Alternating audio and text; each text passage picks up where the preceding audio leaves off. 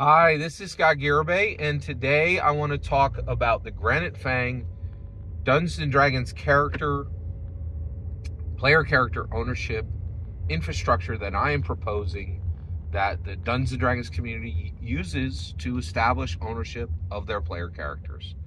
All right, let's get into this. So basically, we have, today I want to talk about statuses for player characters, and I'm going to adjust it. So previously I said that there were 4 statuses: started, held, transferred, and ended. I want to change that to 2 statuses. All player characters only have 2 statuses: active and ended, okay?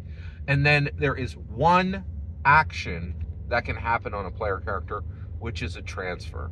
So you have a player character, that player character is in status active or status ended, and that player character may have been transferred, okay?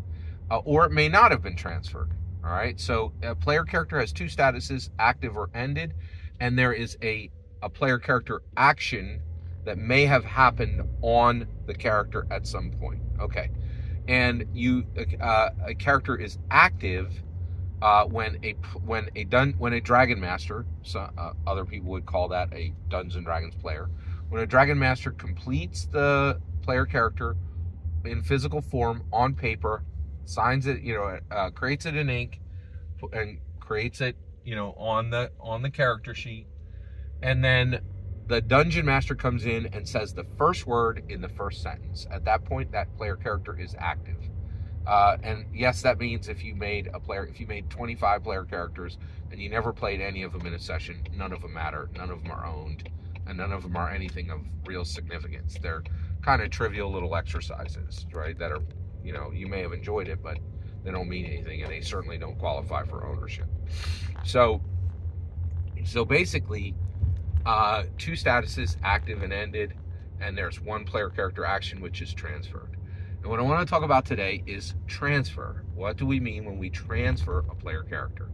Okay, so first of all, you are the owner of your player character. If you've done those 2 things, if you've completed the player character, and then you have sent the player character to, and then you've sat down and you've heard the first word, of session 1 of the Dungeon Master, that player character is active, and you own it, okay?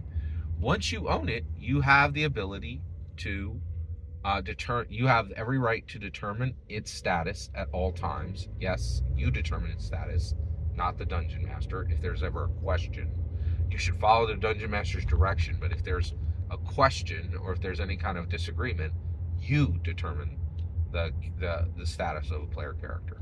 That is complicated, but that's and it's new, because before the Dungeon Master was king, right? But Dungeon Master was essentially a deity at the table, right?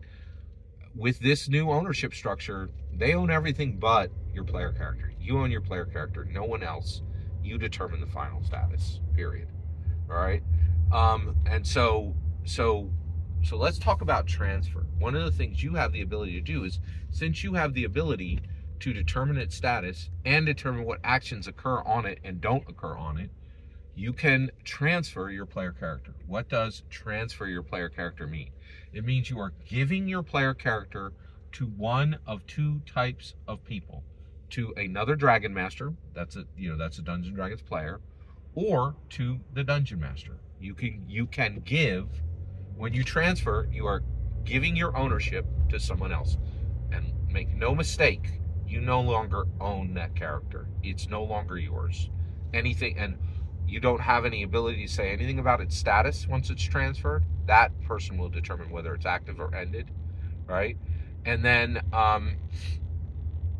and the person you transferred it to, okay, the new Dragon Master or the Dungeon Master. And you can transfer it to a Dungeon Master or to a Dragon Master. Also, let's get this, you may not transfer it ever to someone who is not a Dragon Master or not a Dungeon Master.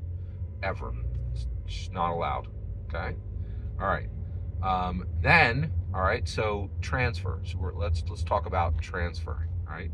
So with that transfer, you you simply say, hey, you know, I have decided to transfer this character to you. And then we're going to talk about provenance in another video, so I'm not going to get into provenance here, okay? But you will then give the player character the character sheet to another player, okay?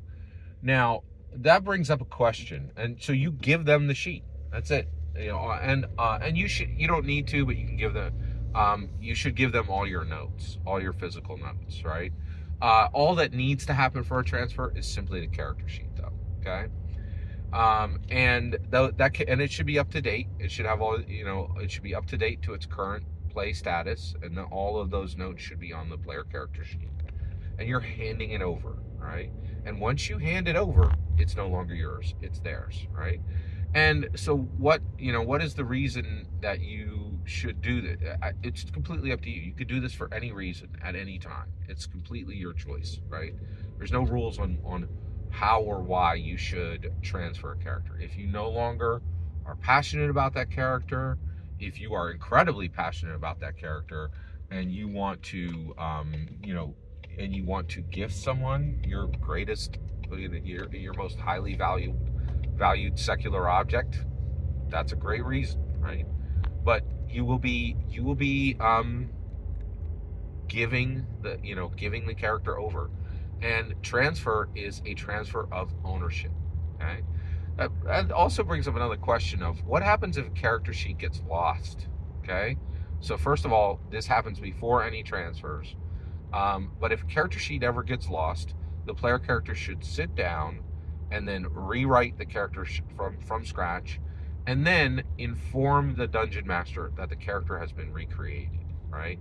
Yeah, and that's it. I think that's all you would need to do. So if a character sheet is ever lost, you haven't lost your your player character. You simply need to sit down and rewrite them on a new physical character sheet, and then your ownership is reestablished. Until it's found, you don't own it. If you don't, it's paper or it didn't happen, right? So that is transfer. Thank you for letting me share this new proposed infrastructure with you. Every single word you just heard is my humble opinion. Nothing more, nothing less. What's important is when I get to hear your humble opinion, when you get in the comments and send your traffic. Please consider liking and subscribing, and have a fetch millennium.